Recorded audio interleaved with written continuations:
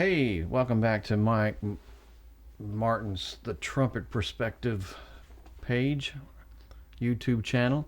Hey, this week I am moving toward a tune by Charlie Parker, written in 1947. This is going to be Scrapple from the Apple.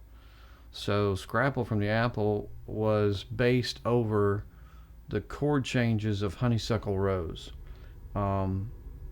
I'd often thought it was a total rhythm changes based tune, but the actual chord changes for the A section is going to be based on Honeysuckle Rose. It's a 2-5-1 delayed 4 bars, 2-5-1, 2-5, 2-5, and then it resolves to the 1 on the 5th bar. So I've got here, I don't know if we can see this, but right here is the fake book. So there's your 2-5 and then 2-5 in the key of G, concert F, but this is a trumpet transposed fake book. So I've got A minor to D7, A minor to D7, resolving to the G major. So in G major, A minor is the 2 and it's minor, and the 5 of any major scale is the dominant. Okay, so a 5-7. So that's the most predominant chord progression in jazz, the 2-5-1, 2-5-1. All right, we'll go into details maybe down the road on how they developed that, but in this case, again, this tune, the melody is based over an existing chord change or set of chord changes. The B section down here after the second ending, looking at it upside down right here, goes into actually borrowing the same section from rhythm changes, which is I've mentioned before, rhythm changes is based on I've Got Rhythm, George Gershwin. And so that being probably the second most predominantly copied chord changes next to a 12-bar blues is responsible for a ton of what's called contrafacts. And it's basically borrowing sorry about that. I don't know why that did that. Went to sleep. But borrowing chord changes from existing tunes. Well, for whatever reason, I've Got Rhythm is super popular. So you write new melodies over it. And the reason that's possible is because there's not copyright infringement for using chord changes. Chord changes can be used, and because I guess there's only so many you can use and come up with. So anyway, so when it goes to the B section, it goes to the third, I guess you might say, from G to B being a third, but it makes it a dominant chord. So it's really a dominant, dominant, dominant, and dominant. And it walks down in trumpet key from B7, which would belong to E major, goes into E7, which belongs to A major, goes to A7, which belongs to D major, and then it goes to D7, which belongs to G major, which takes us right back to the beginning, the head melody part. So it's really kind of cool. So you think of another way, you've got B7, which belongs to, as I said, E major. You have 2 bars in 4 sharps, we'll just say that, and then it goes to the E7, or resolves to E, but not really. It goes to the dominant, which is the E7, 3 sharps, because E belongs to the key of A. And then you not walk down, but then you go to the A, what should be major from E7, but it goes to A7. So he's borrowing a dominant again. A7 goes to D7. So A7 belongs to the key of D, which is 2 sharps. Then you get to D7, because he doesn't go to the major, he just keeps going to the dominant. So dominant, dominant, dominant, dominant. In essence, what you've got is going through the keys of E, 4 sharps, to A, 3 sharps, to D, 2 sharps. I've got that wrong. Let me try that again. So B7 belongs to E, so that's 4 sharps. E belongs to A, that gets you to 3 sharps. A belongs to D, which gives you 2 sharps, and D belongs to G, which is 1 sharp, going back to the beginning of the tune. So he repeats the melody up here twice, goes into this improv section with no melody, and then comes back to the top again 1 time, and then it repeats for open solos. So while I'm on that picture, when you've got this right here, this open section, bar lines and stuff, in a lead sheet like this, that is an improvisation section. Now, to clarify what improvisation is, the best way to call it is spontaneous melody making, or instantaneous composition, you might say. So when you hear about someone playing improvisation or playing jazz over changes, well, you start with the melody just to establish that, have something people to grasp hold to. But when it comes back, you're no longer reading any notes, okay? And I think that's, again, people need to understand that jazz, that's what the creativity of jazz is so great. Now, this stuff is used in rock and blues and country, and anytime somebody, bluegrass, anytime somebody makes up a melody, they're improvising, so to speak.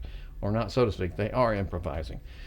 And so that's where the creativity and the beauty of jazz comes up. Is when you hear that person deviate away from the melody on the repeat generally, for a chorus or two or three or four, what you're hearing that instrumentalist, that musician play is coming totally from his spontaneous creativity. Okay, now it's not just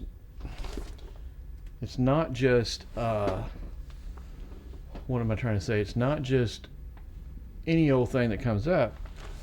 Like I mentioned before, on these chords in the section here, that B7 is a particular chord in a particular key.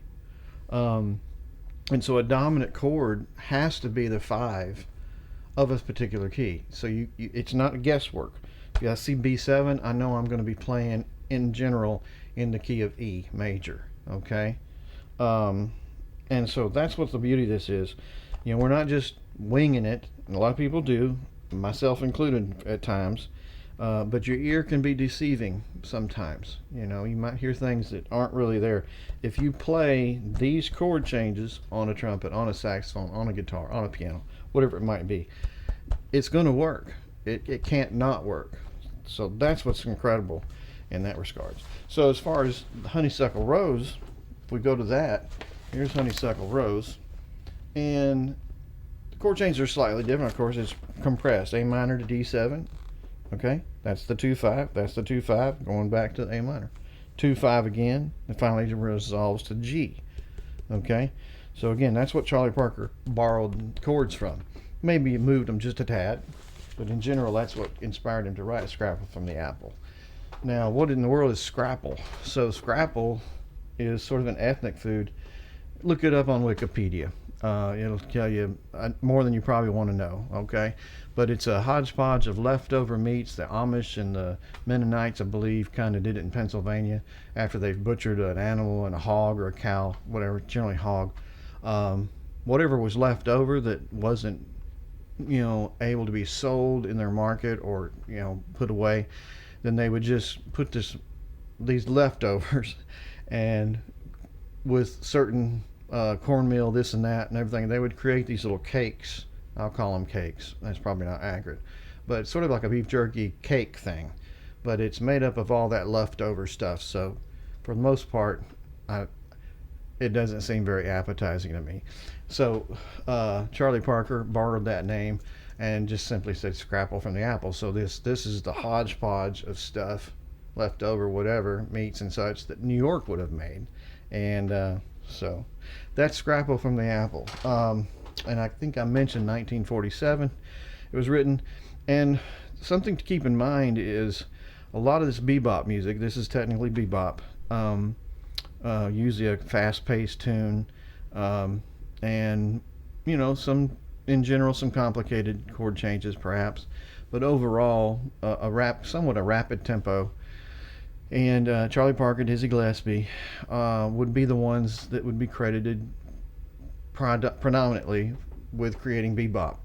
I'm trying to remember the details from school, but there was about a 10-year period there in the 40s that due to, I guess, racial things and such and keeping and even some writer strikes and writer blackouts kind of things during that time, that not much new music was being made. But that's inaccurate, because during that time, in New York especially, during that time, people like Dizzy and Bird were putting their heads together in jam sessions at homes and such after the regular paying gigs and coming up with a totally new language of jazz called bebop.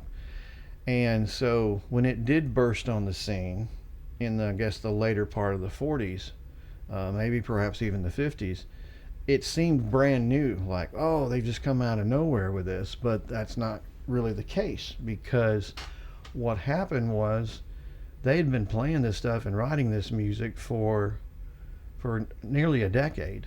Okay.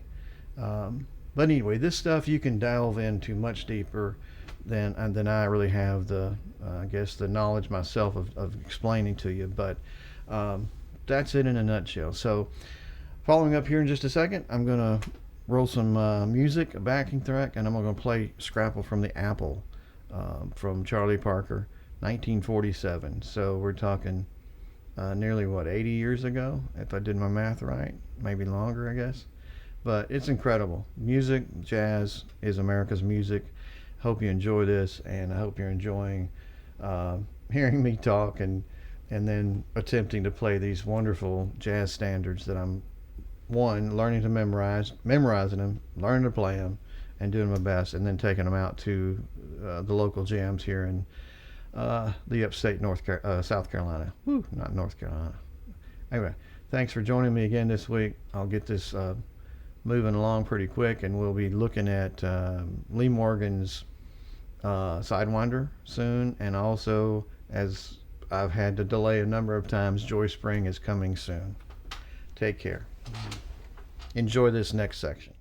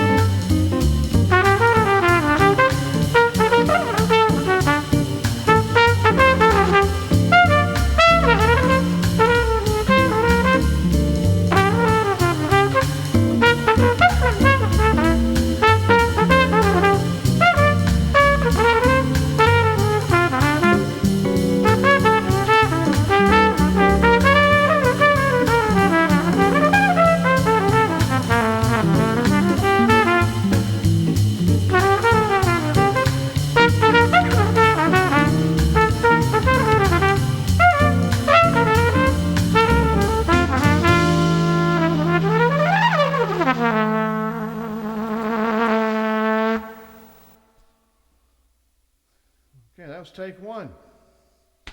And as in the past, more work needed. But this is the whole point. Seeing how it comes out with a take that's as close to just showing up on a stage and playing, which should tell me whether or not I should get up on the stage and play or not. But there it is. May risk doing one more take, and but if I do, I will inform you of that.